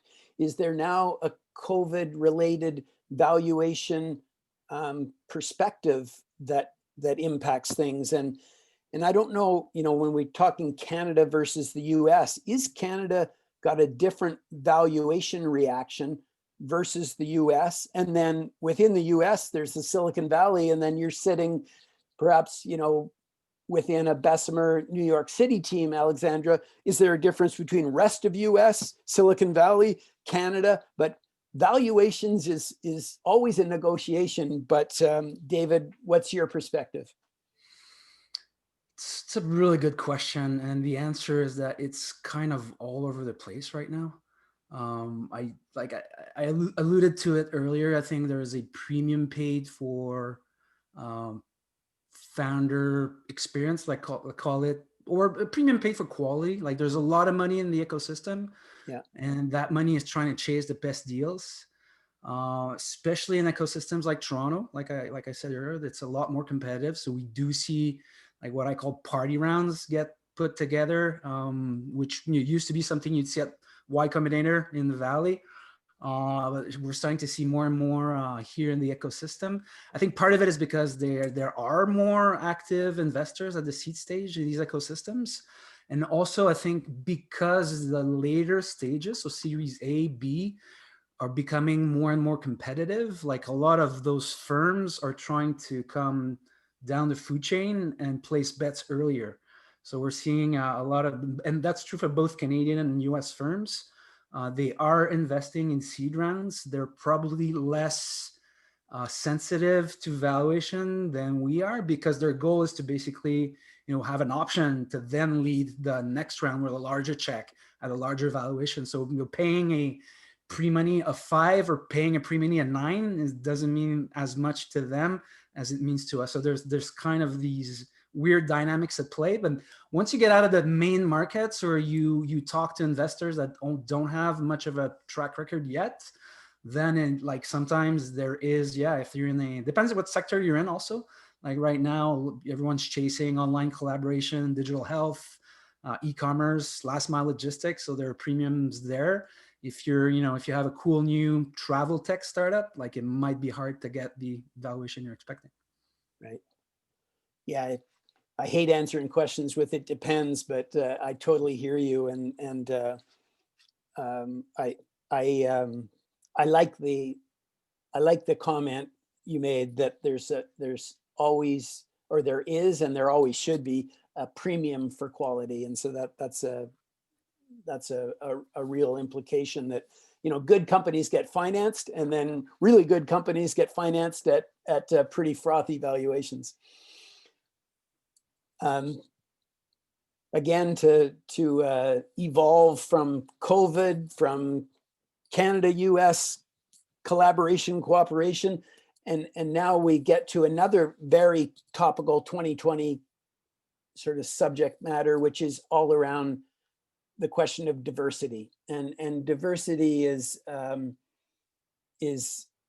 certainly in front of us. And here's me, a middle-aged white guy talking about diversity, and so I either get I either get discounted right off the bat, that what the hell do I know about diversity, and how am I, justified to even talk to it.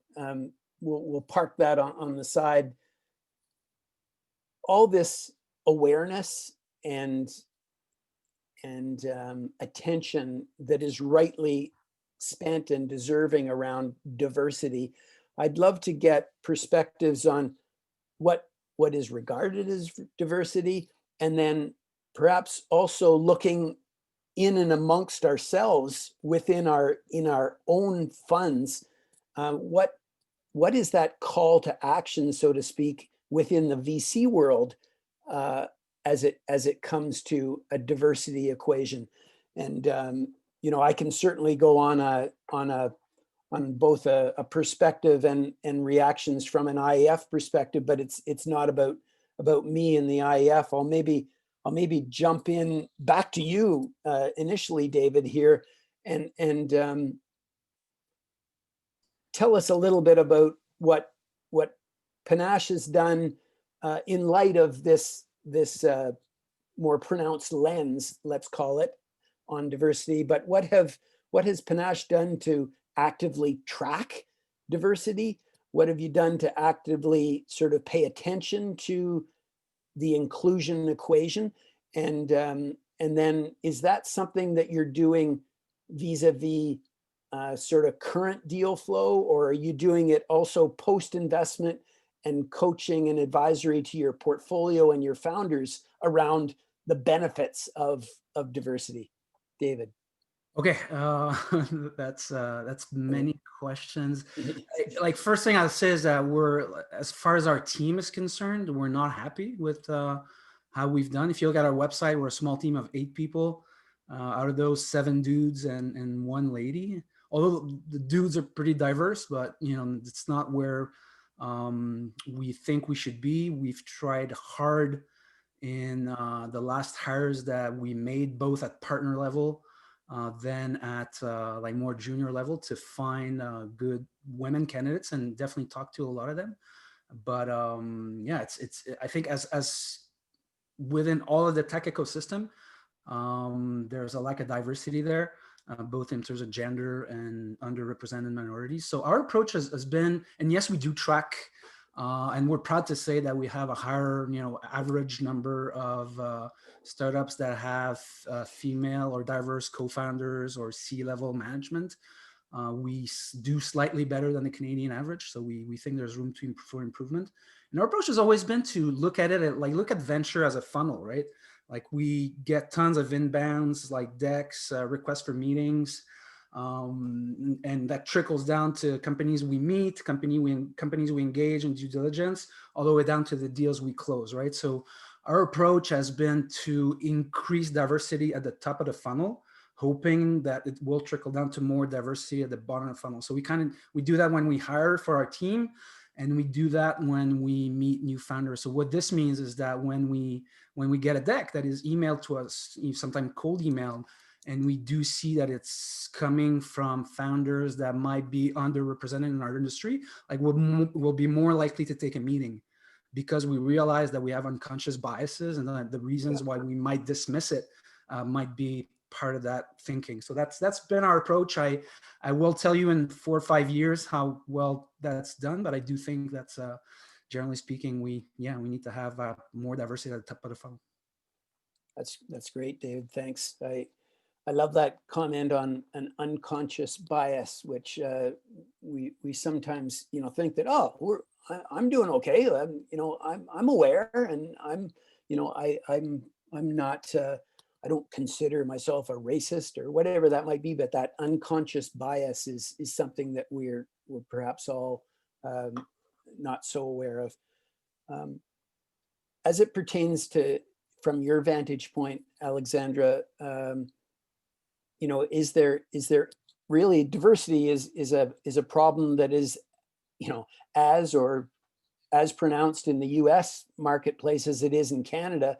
Maybe there's a different perspective of Indigenous versus, for example, Black founders or that sort of thing. I don't know.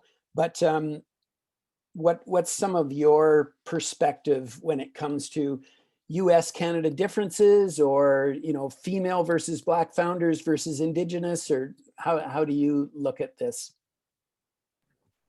Yeah, that's a great question. It is, a huge issue in the US.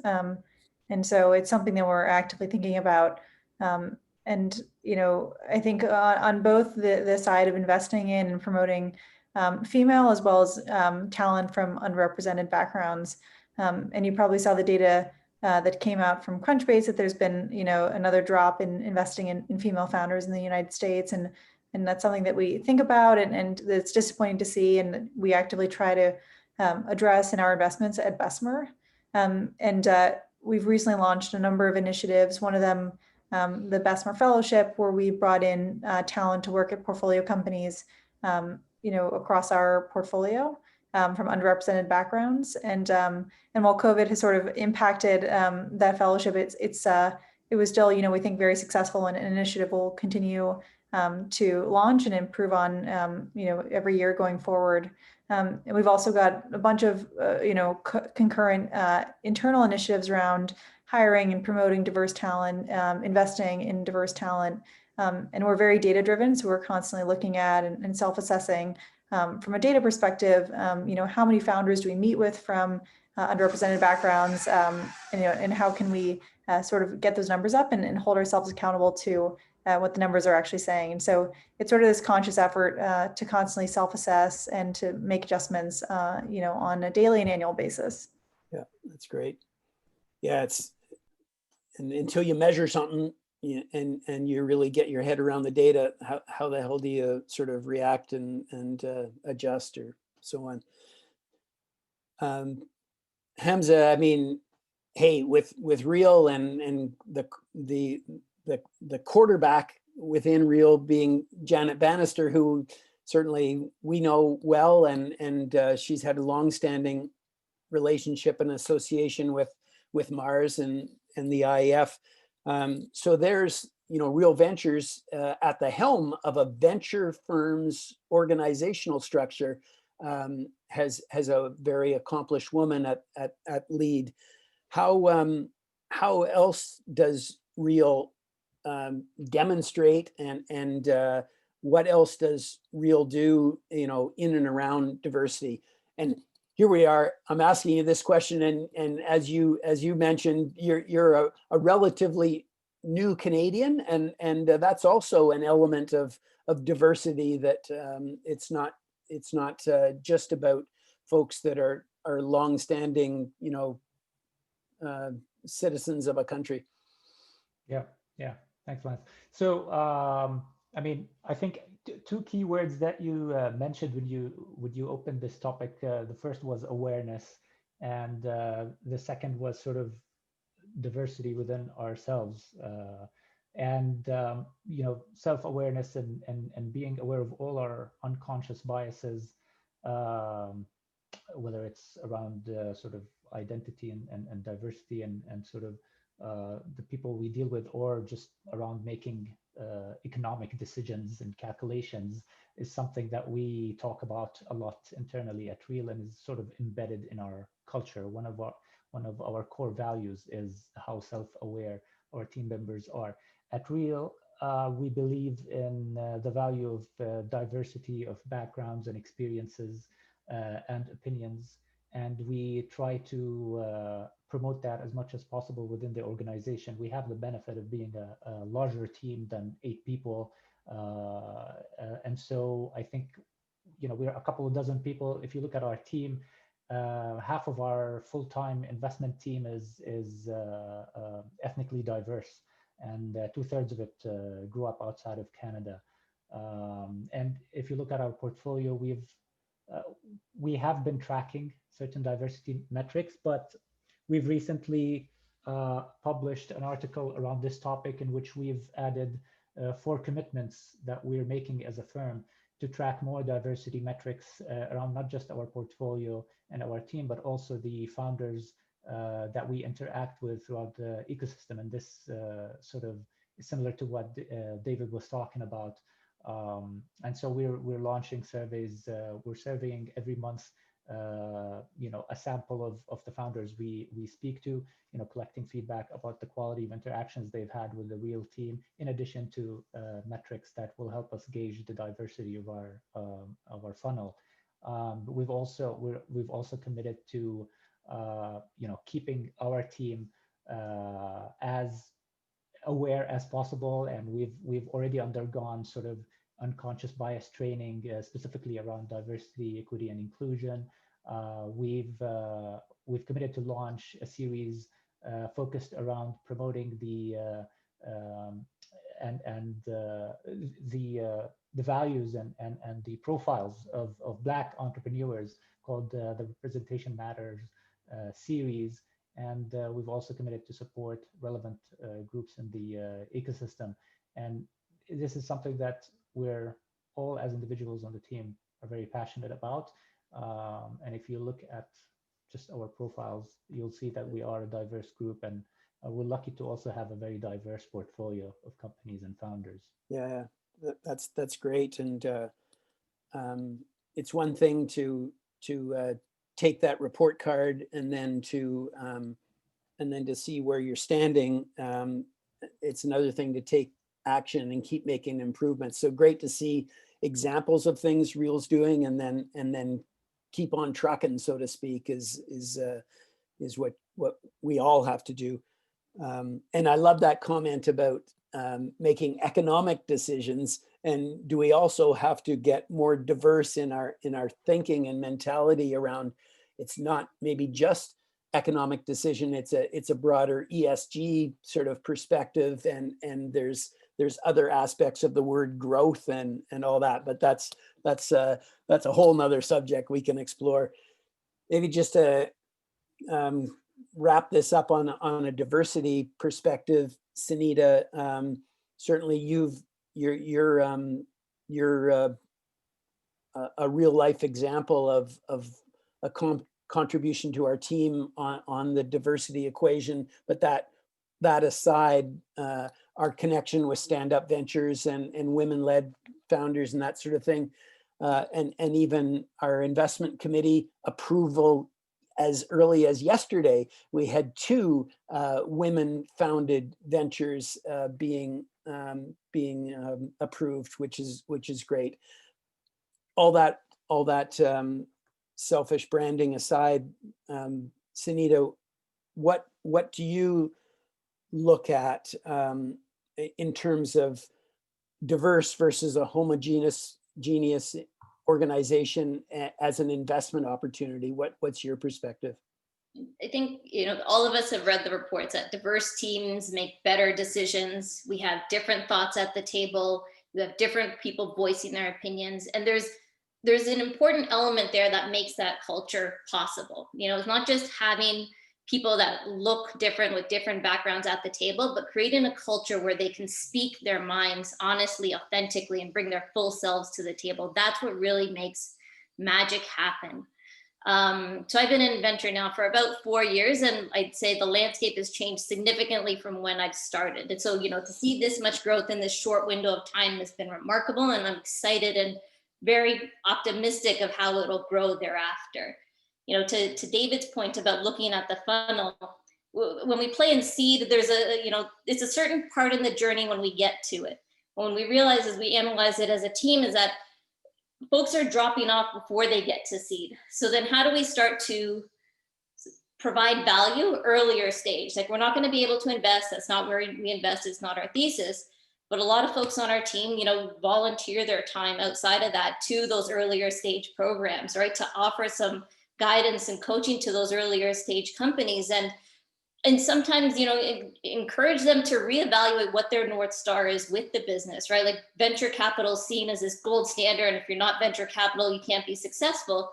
The reality is that venture capital, a company that doesn't get venture capital, can also be remarkably successful. So for the founders to really understand how do they want to build their business, how do they want to build a successful business, and then what are the various routes to go about doing that. And the other big thing that I'm really proud of is that you need to change the face of what the investor community looks like as well, right? To have diverse voices at those tables so that we're seeing diverse founders, that the unconscious biases are shifted a little at the team level. So a few years ago, a handful of us women got together at venture capital and started to get together for dinner. Now we have a very healthy community together. And the more senior women in venture capital, the Janet Bannisters, the Michelle McBains, the Carrie Goldens, were very generous with their mentorship and guidance to this more junior group of women VCs to help us grow in this ecosystem. So there's a lot of great work happening from a variety of angles, which I find to be very encouraging. That's great. Great. That was, I mean, we really wanted to kick it off with that COVID, that Canada-US impact, and then a little bit of discussion on diversity. And we now have the luxury of 5 or 8 or 9 minutes of time on panel here, where we can look to some of the questions are coming in and at us on chat, and we can knock off a few of those, and or if you had some additional comments you'd like to make. But just looking at the chat roster here, I mean, and some of them are a little bit expanded in context, but as that founder and entrepreneur goes out on a hunt, so to speak, for a venture investor, and what kind of characteristics and what kind of a marriage should that founder be looking for from a prospective venture investor, and what is a good investor versus an investor that maybe isn't as aligned. Comments there, and any one of you can say, hey, I've got some perspective right here. Jump in. Happy to get us started on this one. I think there's a real sentiment that the relationship needs to be there. I think a lot of founders, when they go into that first meeting, they think they're the one being interviewed, when in reality it should be a two-way conversation. Understand where the investor invests, how they invest, what value do they add, and really determine, is this the right fit for you? Is this somebody that you want on your cap table? Is this somebody that you want to be sitting at your board level as well, right? Like, are you comfortable with this individual?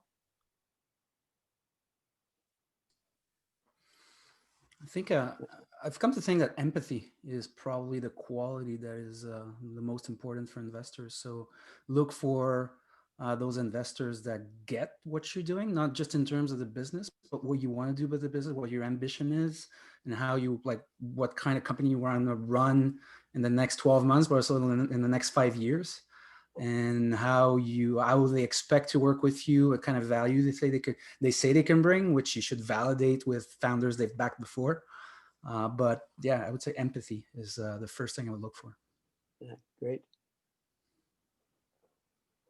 Alexander, any words of wisdom or sort of a key element within that sort of a good investor versus just another check writer? Yeah, I think people raise money from VCs for a few different reasons. And so, some people might be looking for different things. If you're raising from, a group of angels who are CIOs and you're looking to add a lot of potential buyers, or you're raising from a fund where you think they have really relevant expertise, or their portfolio has a lot of buyers you might be interested in, then that might sway your decision. I would agree with David that it is, at the end of the day, a lot about, does the person you're working with, are they venture capitalists for the right reasons? And I think empathy is probably, one of the most important qualities that signals they're there for the right reasons. There are all these horror stories about terrible board members and exerting undue pressure on their companies to close deals and exit, or sort of freaking out when things go badly. And I think that's probably VCs who are in it for the wrong reasons, which is to deliver metrics to their LPs on a monthly and yearly basis, and not because they genuinely enjoy working with exceptional entrepreneurs and exceptional people, and helping to bring the best possible talent to your team. And so, I think it would just be making sure you're aligned on what your goals are from the venture capitalist. Are they serving some greater purpose than who they are as a person, or do you care that you have someone who is empathetic, who enjoys working with people, who's excellent at identifying talent and can help you close that talent, who's a salesperson for you more than you trying to, sell them to other people? Those I think would be the most important qualities. Yeah, that's great. That's great. Yeah. I mean, to sum it in a word, I love that the use of empathy and having that perspective. And I guess from some perspectives, we're all put into that bucket of being greedy capitalists. And yes, there's a return component that we're driving for. There's no secret held there. Then there are some special purpose venture funds that perhaps have a very specific thesis, and not to mention, social impact funds and things like that. But any sort of a closing perspective there, Hamza, that you can bring around a good investor and an alignment of a venture to a particular VC versus another? Yeah, I think all the points that were raised are excellent. The one thing I was going to say is that I feel like, as we talked about unconscious bias and self-awareness, I think no matter if we bring all the VCs in the world together and collect all their answers to this question, I feel like all of us as a group would still be unaware of some factors and some dimensions that would be important to entrepreneurs. So do make sure you do your due diligence on your investors by asking, founders that they've worked with in the past. I think there will always be factors of consideration that matter a lot to founders that just don't come to the surface of awareness of even the best VCs. That's me, and that's what I would tell you. I think all the answers were great. But that's just the one point I wanted to add. That's excellent. And I'm always of the opinion that capital strategy is not just the current round and who is in the roster of your current financing initiative, but you're looking longer term, and how can investors really help post the check, and then how does that look at your Series A and B and so on. And so as a seed focused investor, there's a different value add that we bring versus a life cycle investor that can really grow and build that next, again, overusing Shopify example, spinning out and building Shopify Plus and the marketplace and so on, that hatches a rewind and so on and so forth. There's lots of economic sort of flywheel that comes from that example. And then dial the clock back to JDS Uniphase days and Nortels and that whole equation in and around Ottawa. But these all have related sort of spin outs and new generation that we see. And then we all get hit by the most massive speed bump in a COVID, and how the hell do we adjust? And then we all try to help that portfolio in a friendly, empathetic way, and because those speed bumps are going to happen.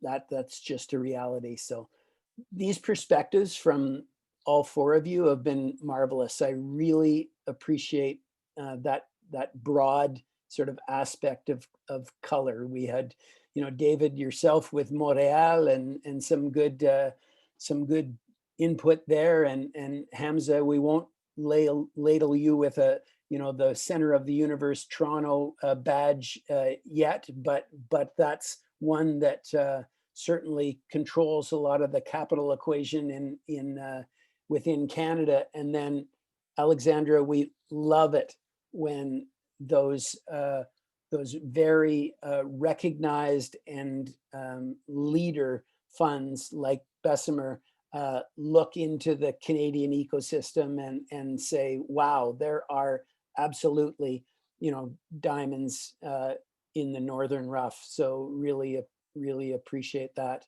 And of course, I'm biased. This is not a conscious, this is not unconscious bias. This is a bias that is very conscious with you, Sunita. So thank you for that contribution. Thanks, everybody.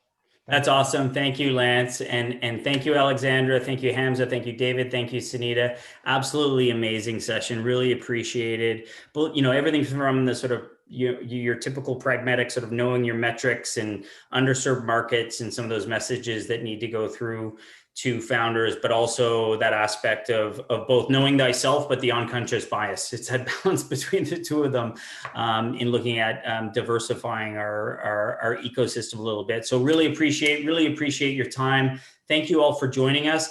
Just as we sign out, I am going to give a quick plug for the next couple of sessions that are coming up next week. Next Thursday, we have Ann Handley. For those missed it at the beginning, she is like the content guru for content marketing, storytelling. She's going to be doing a chat with Donna Ronan talking about how do you do that now? What's the state of content marketing and storytelling in a COVID world, and giving away some of her best practices on some of the new approaches for marketers. I know we have a lot of our leading marketers in this city who were hoping we could land Ann. Well, we got her. So make sure you come and join us. And after that, we are going to be featuring a number of our companies that just graduated from the IO Accelerator, with Donner moderating a panel to talk about the very different paths for some of these different organizations, different companies, some, smaller B2B that have bootstrapped it, some that have raised significant amounts of capital. You have B2C marketplace. We have the full gamut there of different companies talking about, and you're going to be fascinated by some of the different stories and hurdles some of those companies have gone through over the last little while in terms of on their way to our scale up program. And then 2 weeks from today, we're going to have Shauna Mora sitting down with Wendy Knight-Agard. Shauna does it, all in this amazing Irish accent, talking about remote work and what we need to do to free ourselves from video calls, free ourselves from our inbox, and how to come up with some new best practices to have your companies, your teams more engaged, more effective, all of us more efficient, better use of our time. And that'll be followed by a panel that we're going to be doing on our latest ENPS program that we just ran out of our scaling companies, where the top 3 companies will be revealed with the highest ENPS scores in the Ottawa region. And we're going to have representatives, execs, or founders from each of those companies up talking about what those companies are specifically doing to have such a high ENPS score amidst COVID when everybody's working from home. So you're going to be able to glean a lot from those founders as well. Once again, thank you. AccelerateOTT is alive and well because of all of you who've attended here today. Thanks again to all of our sponsors, partners. Lucy, Jess, thanks for everything behind the scene. And again, thank you all and good night.